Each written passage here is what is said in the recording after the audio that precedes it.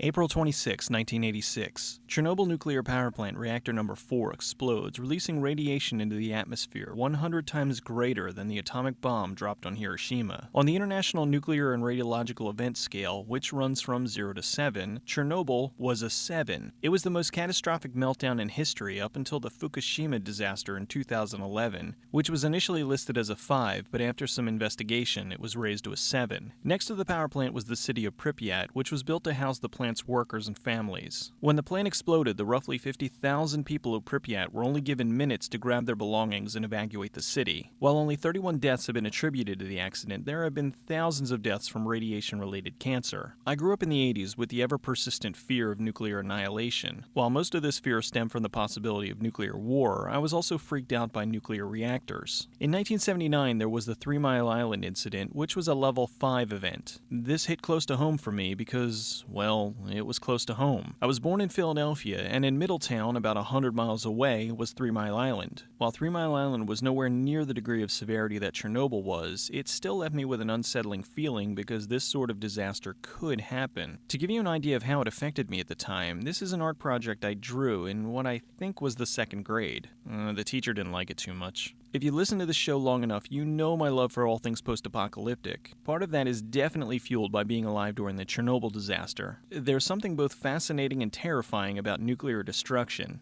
I think maybe I've just played too much Fallout. With that out of the way, let's talk about the Chernobyl Diaries. Released in 2012, the Chernobyl Diaries was directed by Bradley Parker, and it was written and produced by Oren Pillay. Pillay, as you probably already know, wrote and directed the outstanding Paranormal Activity, which I don't give a shit what some of you might say. It's one of the scariest movies I've ever seen. Pillay got the idea for the movie after he stumbled upon a blog about a girl traveling through Pripyat on a motorcycle and posting pictures of what she encountered. The pictures showed this giant city now empty and how nature was reclaiming what was left behind. The images were sad, unsettling, and gave a look into the disaster that few had ever seen. Thanks to the ever-shrinking size of digital cameras, we've seen a rise in extreme tourism videos. People going into ghost towns, abandoned missile silos, underground caverns, basically anywhere that's cut off from the rest of the world, and chances are you're risking your life in some way, shape, or form to get there. Pripyat is often looked at as one of the ultimate locations to visit due to the high risk factor and because it is an entirely abandoned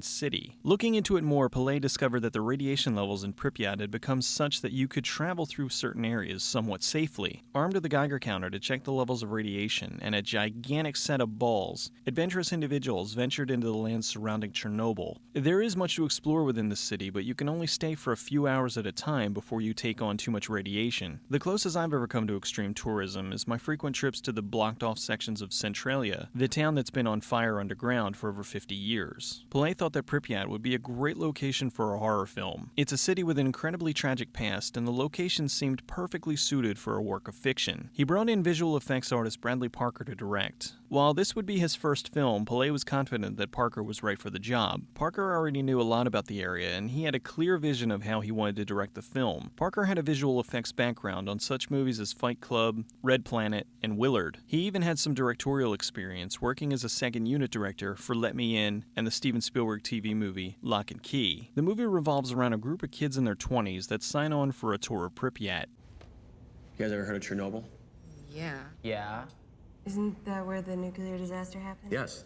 I met this really cool guy, Yuri, who's a, have you heard of extreme tourism? When they arrive at a checkpoint, they get turned around, but their guide, Yuri, sneaks them in on a desolate back road. While there, Yuri takes them through various locations, but when they return to his van, they find it's been sabotaged. Stranded, and very obviously not alone, they try to survive. The film was great up to this point. They were developing characters and showcasing some amazing visuals inside the city. They shot the movie to have the look of a documentary rather than it being yet another found footage film. I'm thankful of this because I am getting increasingly tired of found footage films. With the documentary style of the production, it draws you into the world rather than making you nauseous with an overdose of shaky cam. The film isn't perfect, but I applaud them for making a film of this sort in such a unique setting with such a relatively tiny budget. There was no possible way they could have actually shot the film in Pripyat, so they filmed in places like Belgrade, Serbia, and Budapest, Hungary. They took a Serbian tractor factory and a decommissioned Hungarian Air Force base and dressed them to look like Pripyat. The tunnels in the film were located underneath Belgrade and are thought to have been used as a secret secret Nazi base during World War II. The Reactor was an old power station in Budapest. The visual effects team studied the photographs of Pripyat and did their best to make the sets feel like the photographs. They scattered broken toys, medical equipment, and rotted clothes, which evoked a very uncomfortable feeling. I often say the best CGI is when you don't know it's CGI. A perfect example is the infamous Ferris wheel. The crew built the bottom portion, but the rest was created digitally. Other things like the reactor in the distance was equally impressive. All this for a movie that cost 1/15 of what Jennifer Lopez gets for one season of American Idol. That's right, this movie was made for roughly $1 million. To make the film feel more realistic, they let the actors improvise most of their dialogue. They had a basic structure for the script, but took many lines from improv they did during their rehearsals. They also kept the cast in the dark about many of the scares in the film so they could get their natural reactions, a similar tactic Eduardo Sanchez used for the Blair Witch Project. The wild dogs in the film were Serbian Special Forces attack dogs that they made up to look matted and bloody. The cast was mostly comprised of newcomers and not so well-known actors and actresses. You have Jonathan Sadowski from the Friday the 13th reboot and the Sarah Connor Chronicles, Olivia Dudley from CSI Miami and Chillerama, Devin Kelly from Covert Affairs and the Chicago Code, Nathan Phillips from Snakes on a Plane and Wolf Creek, Ingrid Bolso-Burdell from Cold Prey 1 and 2 and Hansel and Gretel Witch Hunters, and Dmitry Dyachenko, who's mostly done voiceover work for video games like Call of Duty Black Ops and Tomb Raider. The biggest star of the cast was Jesse McCartney, who used to be in the boy band Dream Street and has done songs as a solo artist for numerous Disney properties. He's also done voiceover work as Theodore for all three of the Alvin and the Chipmunks movies, and as the voice of Nightwing in Young Justice.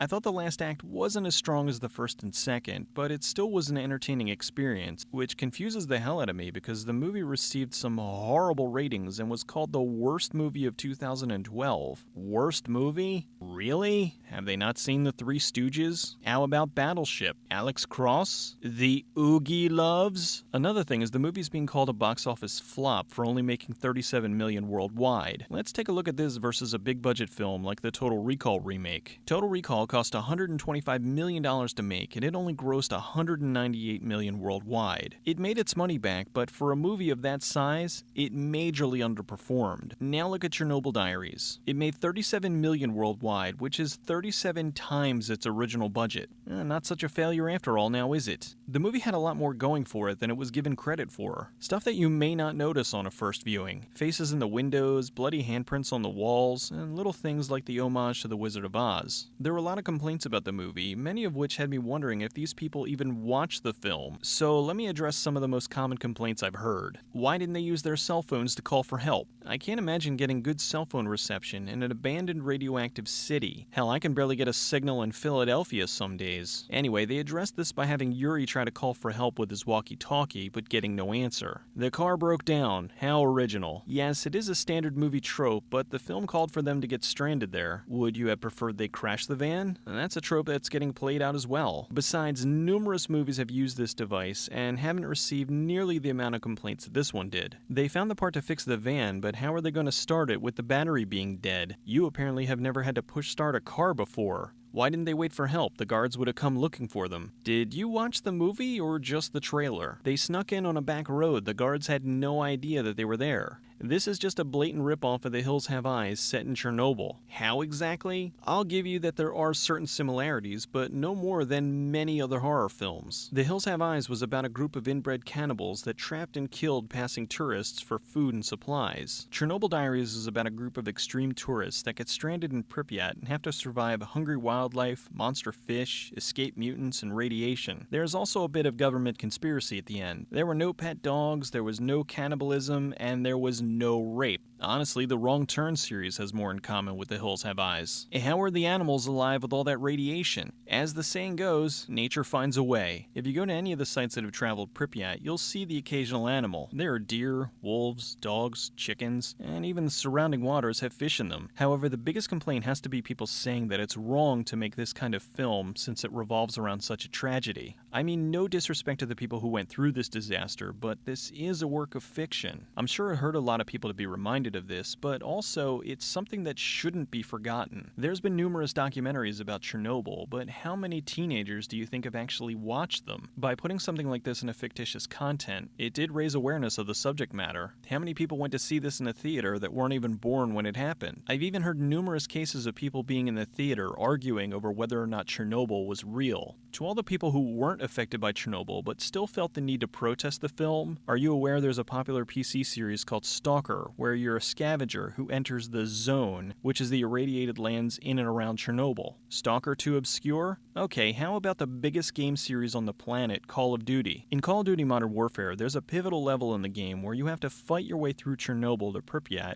until finally you're rescued by the Ferris wheel. Alright, so you say it's because the movie's done as a horror film. Well, what about the overwhelming amount of movies where war is played as a comedy? Nazi zombies? Nazis on the moon? I realize that this is a terrible tragedy, but why wasn't there the same level of protest for World Trade Center or Extremely Loud, Incredibly Close? Blood Diamond? Titanic? Why do they get a pass? Is it time? Is there a point where Chernobyl will get its own inflatable slide like Titanic and people won't bat an eye? What I'm trying to point out is that this is a work of fiction. If the movie offends you, don't see it. If anything, the movie is introducing a new generation of kids to the disaster. As I said earlier, the movie isn't perfect, but I think it's a well-done low-budget horror film that delivers some good scares, all while being in a very unique environment. It may not have been the best film of 2012, but I'll take an inventive low-budget production over multi-million-dollar recycled garbage any day. There are a lot of you out there who don't enjoy the film, and that's fine. As with a lot of the films I cover, I don't expect everyone to like them. However, this is one that I think is a cool movie that is just getting way too much hate.